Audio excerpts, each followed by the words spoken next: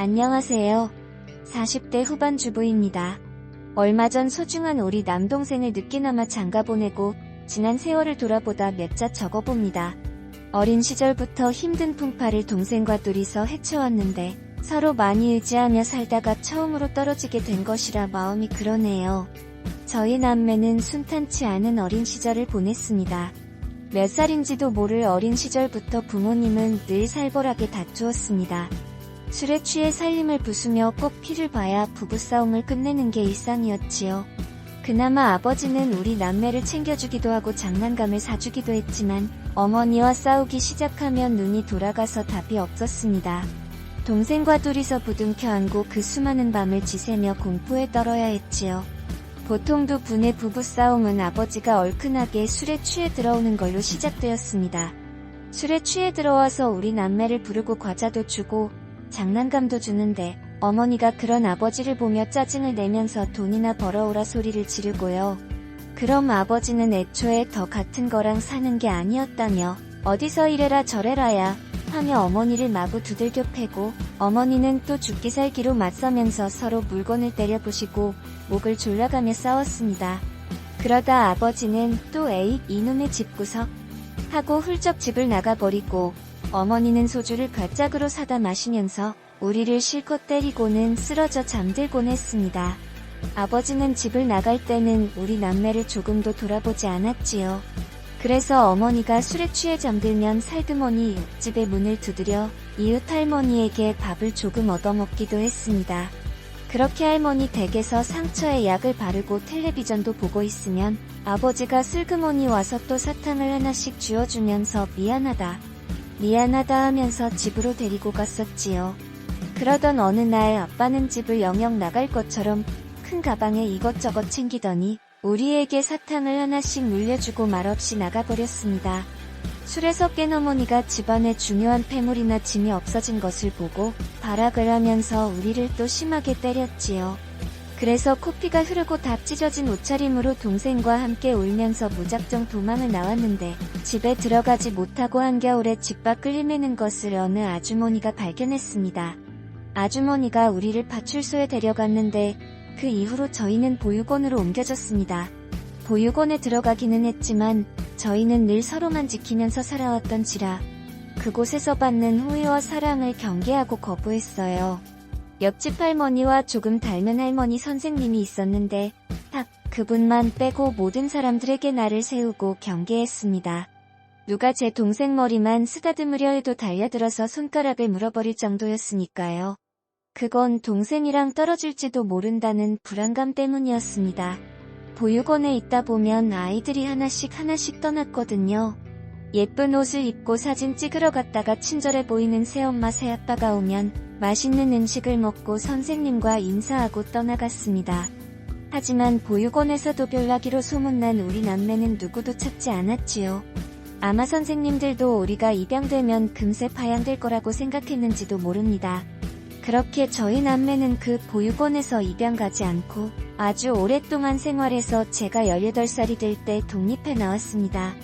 독립을 하더라도 미성년자 동생까지 데리고 나가려면 성인 후견인이 필요했는데 시설에서 수송은 하여 아버지 쪽 친척 어른을 하나 찾아주었습니다.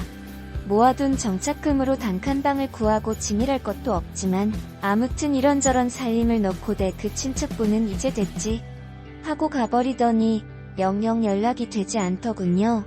전 상고를 다녀서 직업반으로 취업했는데 우리 동생 뒷바라지하느라 정말 열심히 살았습니다.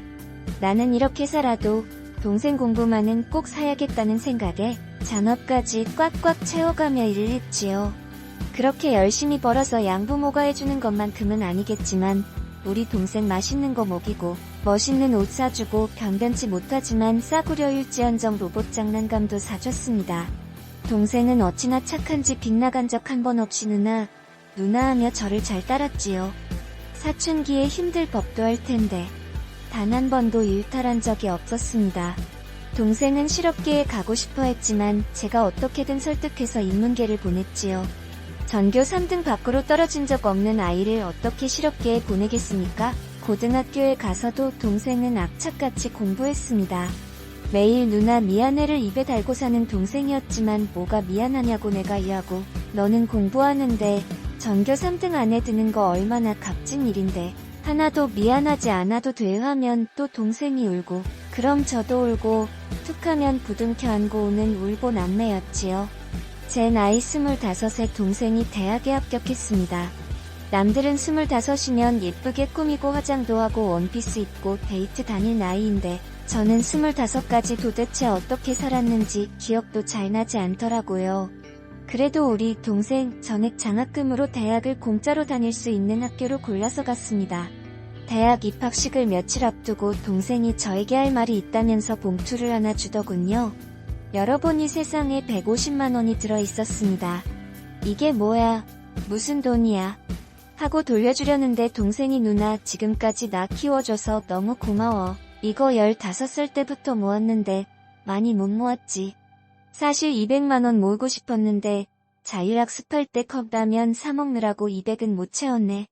하더라고요. 저희 울보 남매는 또 그날 단칸방에서 주저앉아 부둥켜 안고 울었습니다. 목이 에어서 목소리도 잘 나오지 않았지만 잘 자라줘서 너무 고맙다고. 우리 정말 고생했다. 지켜주는 부모도 없는데 보란듯이 잘 해냈어 하며 꺼이꺼이 울었지요. 그렇게 동생은 대학에 입학하고 생활비는 아르바이트를 해서 직접 마련하더군요. 학비 걱정이 해결되고 동생도 아르바이트를 하고 저는 자격증을 따서 이직을 했더니 수입이 꽤 늘었습니다. 1년 정도 지나니 이제 좀 살만해진다는 생각이 들더라고요. 그때 한 남자를 만났습니다. 제 생애 처음으로 동생이 아닌 누군가에게 마음을 열고 이야기를 할 수 있는 상대였어요. 상냥하고 젠틀하고 무엇보다 제 이야기에 귀를 많이 기울여주는 사람이었습니다. 자기도 어릴 때 부모님 때문에 마음고생을 많이 했다고 사람들의 편견에 힘든 시간도 겪었다고 하며 저를 보듬어 주더군요. 그러면서 자기 어린 시절 이야기를 들려주는데 어머니는 동네에서 물러나기로 유명한 여자라 수시로 바람을 피고 나중에는 결국 아버지와 이혼을 해서 먼 지역에 산다고 하더군요. 배다른 동생이 넷이나 있고 남자는 셀 수도 없이 많이 만났는데 학교 갔다 집에 오면 집 앞에서 친구 엄마가 내 서방 뺏어간 년이라며 소리를 질러서 창피했던 적이 한두 번이 아니라 했습니다. 학교에 가면 친구들한테 창녀의 아들이라며 손가락질을 당하고 아버지마저 지병으로 고생하셔서 생활비를 충당하려고 과외를 수십 개를 하며 몸을 축냈다 하더군요. 그나마 공부는 잘했으니 다행이었다며 웃는데 그 사람 얼굴에서 저와 제 동생이 보이더라고요. 그래서 조심스럽지만 더욱 가까워질 수 있었습니다. 그 사람은 저희 동생한테도 아주 잘해줬어요. 친형제처럼 생각하라며 그 또한 넉넉지 않은 형편이었지만 우리 동생 군대 갈 때 이것저것 조언도 많이 주고 입대하는 날도 함께 갔었습니다. 돌아오는 길에 펑펑 눈물을 쏟아내는 저를 말없이 토닥거려준 것도 바로 그 사람이었어요. 만약 그때 그 사람 없었다면 저는 혼자 남아 어떻게 됐을지도 모릅니다. 어느 날 저녁을 먹고 차를 타고 돌아오는데 저한테 차 트렁크를 열어보라고 하더라고요. 트렁크 안에서 풍선들이 와르르 올라오면서 나랑 결혼해 줄래 하는 현수막이 보였습니다. 그 당시에 많이 유행하던 프로포즈 방법이었는데 유치하더라도 저한테는 그 어떤 다이아몬드 반지보다 더 값지더라고요. 그 사람이 하는 말이 부모가 우리한테 준 건 상처밖에 없지만 우리는 사랑만 주자. 예쁜 아이도 낳고 그래서 우리 구하게 키우자 하며 꼭 안아주더라고요. 그렇게 저희는 결혼을 약속하고 본격적으로 결혼식을 준비하게 되었습니다. 그런데 참 운명이란 알 수 없는 일인가 봅니다. 결혼식을 앞두고 근 10년간 연락이 없던 친아버지가 나타난 겁니다.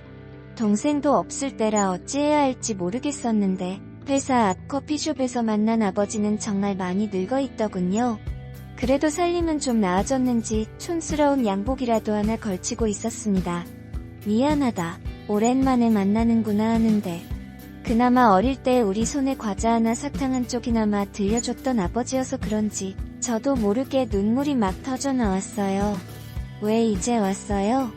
우리가 아버지 없이 엄마 없이 얼마나 힘들게 살았는데 내가 우리 민수 뒷바라지하고 아침 저녁으로 밥 해다 먹이면서 돈 없어서 맨날 울고 공부시켜서 이제 겨우 살만해졌는데 왜 보고 싶을 때 필요할 때는 안 오고 이제 와요? 왜요? 마구 울면서 쏘아붙이는데 그저 자기가 죽을 죄를 지었다며 고개를 푹 숙이더라고요. 왜요? 마구 울면서 쏘아붙이는데 이제라도 내가 아비 노릇 좀 해보려고 한다. 너희는 반갑지 않겠지만 그래도 천륜이 쉽게 끊어지는 건 아니잖니. 나도 너희 그렇게 되었다고 해서 찾아보려고 했는데 우물쭈물 비겁한 모습에 화가 났지만 아빠를 보자마자 어린 시절 내 머리를 쓰다듬어 주었던 기억, 과자를 쥐어주면서 미안하다 했던 기억이 또 떠올라 괴로웠습니다. 벗어나고 싶은데 도저히 벗어나지지 않는 굴레 같은 것일까요? 보육원 선생님한테 네가 청첩장을 보냈다며 시기 언제냐? 내 그날 갈게 상견례는 못했어도 혼주석은 채워야 되지 않겠니? 네 시부모한테 인사도 좀 드리고. 혼주석이요? 괜찮아요. 필요 없어요. 이미 아버지 어머니 다 없다고 했어요. 냉정하게 끊어내니 아버지는 조금 속상해 보였습니다. 그래, 알겠다. 내가 뭐 해줄 건 없고 밥이나 한 끼 해라.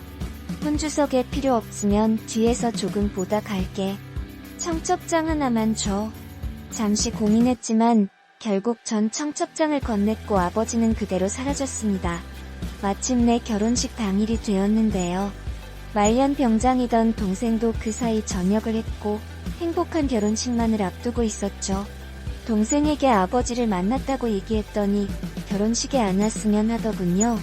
이제 와서 아버지 노릇한다고 돌아오는 사람 치고 멀쩡한 사람 없다면서 차라리 안 보는 게 누나도 편했을 텐데 하고 제 걱정을 해주더군요. 어찌어찌 시간이 흘러 결혼식 날이 되었습니다. 신부 대기실에 앉아있는데 바깥에서 옥신각신 소리가 들리더군요. 여기가 어디라고 와? 하는 요란스런 소리가 들려서 깜짝 놀랐어요. 어차피 하객이 저거 신부 대기실에 벌주막에 앉아있었는데 살짝 밖으로 고개를 내밀어 상태를 살폈더니 한복을 입고 요란하게 화장을 한 아주머니가 자기가 혼주라며 옥신각신 난리더군요. 처음 보는 그 여자분이 바로 신랑의 어머니, 그러니까 제 시어머니였던 겁니다. 아버님이 소리를 지르면서 당신은 여기 올 자격도 없어 하고 마각을 쓰니 아주머니가 핸드백으로 아버님 얼굴을 치고 결국 사람들이 붙잡아 어머님을 끌어냈지요. 그런데 저 멀리 그 모습을 구경하고 있는 우리 아버지가 보여 한숨이 절로 났습니다. 정말 지긋지긋한 역대급 콩가루 가족이구나 싶더라고요. 저희 아버지가 슬그머니 대기실에 들어오더니 저 집도 피차 우리랑 수준이 비슷하네? 하더군요. 저는 너무 속이 상해서 말없이 앉아있다가 아버지도 그냥 돌아가세요. 키워준 것도 아닌데 이제 와서 결혼식에 꾸역꾸역 오고 싶으세요? 우리 버리고 갔잖아요. 하고 쏘아붙였습니다. 아버지가 상처받은 얼굴로 그래 미안하다. 늦게라도 너희에게 아비 노릇은 하고 싶었을 뿐인데 그렇게 아비가 싫으니 하시는데 동생이 들어오더라고요. 아버지는 동생을 보고 우리 아를 많이 컸구나 하고 다가서려 했는데 동생의 반응도 똑같았어요. 뒤로 물러나면서 나가세요 하고 딱 한마디 하더라고요. 결국 아버지도 결혼식을 보지 못하고 돌아갔습니다. 식장에 들어가기 전에 제가 계속 울고 있으니 저희 신랑도 착잡한 얼굴로 와서 꼭 안아주더라고요. 자기 친모 때문에 미안하다고 하는데 저도 방금 우리 아버지 왔다 갔다 너무 웃기지 않아? 하고 막 울었지요. 신랑 하는 말이 피차 마찬가지니까 너무 속상해하지 말고 우리끼리 잘 살자고 나왔다고. 다 부모가 아니니까 그런 사람들까지 신경 쓰기엔 우리 인생이 아깝다 하더군요. 그렇게 무사히 식을 마치고 시아버님과 동생의 배웅을 받으면서 저희는 신혼여행지로 출발했습니다. 나중에 동생에게 연락이 왔는데 누나, 사돈 어르신과 함께 식사하고 술 한잔 나눴어. 전에도 뵈었지만 참 좋은 분이시더라. 우리끼리 돌돌 뭉쳐서 잘 살자 하고 메시지가 왔더군요. 신혼여행을 다녀와서 바로 아버님 댁을 찾아 인사를 드리고 저희 신혼집으로 돌아왔습니다. 남들이 보기엔 초라한 다세대 주택의 1층 투룸이었지만 그래도 저희가 알뜰살뜰 마련한 소중한 보금자리였죠. 그런데 현관문을 열자마자 이상한 느낌이 들더라고요. 보잘것없고 소박하지만 그래도 신혼이라고 깔끔하게 정리를 해두고 갔는데 현관에 들어설 때부터 술찌든 내가 진동을 했습니다. 신발이며 겉옷이 널브러져 있을 뿐만 아니라 거실방에는 누가 시켜먹고 남긴 배달음식과 술병이 나뒹굴고 있더군요. 하루 이틀 있었던 게 아닌지 싱크대에 씻지 않은 그릇이 마구 쌓여 있더군요. 너무 놀라 다리가 휘청거리는데 신랑이 안방을 가리키더군요. 안에서 코 고는 소리가 들려왔습니다. 집안이 마치 폭격을 맞은 듯 누군가 집안에서 며칠 동안 생활을 하고 저희 안방에서 버젓이 자고 있는 것이었어요. 안방에 들어가 보기엔 저희가 너무 무방비 상태라 우선 살금살금 물러나와 경찰에 신고부터 했습니다. 집 뒤로 돌아가 보니 진작 허술하다 생각했던 창틀이 뜯겨 있더군요. 낡고 오래된 빌라촌이어서 경보 시스템 같은 것도 없고 혹시 도둑이라도 들까봐 신혼여행 다녀와서 꼭 방범창을 새로 달기로 했던 그 창이었습니다. 신랑이 잠시 안쪽을 들여다보더니 정말 착잡한 표정으로 한동안 말이 없었습니다. 저도 그 표정을 보고 혹시나 하는 생각이 들어 말이 없어졌습니다. 우리 아버지인가? 우리 아버지가 옛날 버릇 못 주고 이 집에 와서 술이라도 퍼마졌나 하고요. 경찰이 도착해서 바로 안으로 들어가서 두 사람을 끌어냈는데요. 알몸으로 실오라기 하나 걸치지 않고 술이 떡이 되어 비틀비틀 걸어 나오는 사람은 하나가 아니라 둘이었습니다. 한 명은 놀랄 것도 없이 저희 친부였고 다른 사람은 시어머니더라고요. 제가 정말 그러면 안 되지만 그 순간 이성을 잃고 부엌에 달려가 식칼을 뽑았습니다. 칼자루를 손에 딱 잡았는데 저희 신랑이 전속력으로 달려와서 저를 꽉 안고는 제발 참으라고 지금 경찰이 와 있는데 이러면 우리 영영 헤어지는 거라고 절 말렸어요.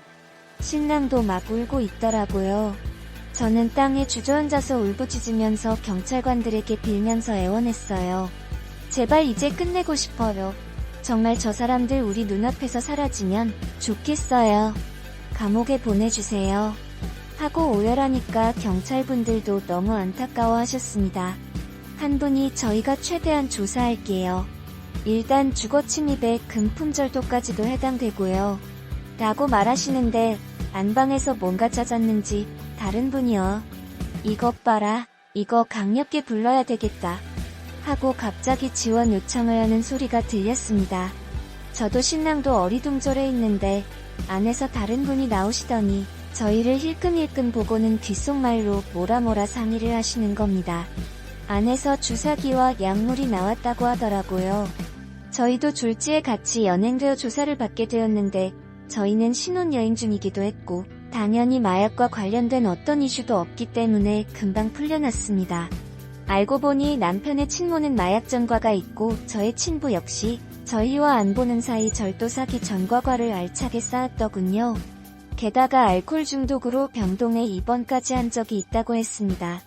그러니 막장 인생을 살아온 두 사람이 자식들 결혼식에서 문전박대를 당하고 만났으니 그야말로 환상의 조합이었겠죠. 다행히도 두 사람은 백발노인이 다 되어서야 나올 만한 형을 받고 교도소로 들어가게 됐습니다. 동생이 저희더러 이제 저 사람들 볼 일 없을 테니 거창하게 액땜했다 생각하고 앞만 보고 살자고 하더라고요. 그 이후로는 동생 말처럼 액땜을 했는지 정말 순탄했습니다. 저희 동생은 수입이 꽤 좋은 변리사가 되었고 저와 신랑은 주유소를 운영하는데 장사가 잘 됩니다. 우리 형편의 꿈도 못 꾸던 34평 아파트에 입주했고 건강한 아들 둘도 태어났지요. 저희가 겪은 일들을 아이들에게 물려주고 싶지 않은 마음에 부부 교육도 많이 받았습니다. 지금은 시아버님도 근처에 사시는데 저희와 잘 지내시고 아이들도 할아버지를 무척 잘 따른답니다. 괴롭고 힘든 시간이었지만 희망을 버리지 않았더니 좋은 인생이 찾아오더군요. 여러분도 지금 힘든 시간을 보내고 계신다면 용기를 갖고 절대 희망을 포기하지 마세요. 안녕하세요. 40대 후반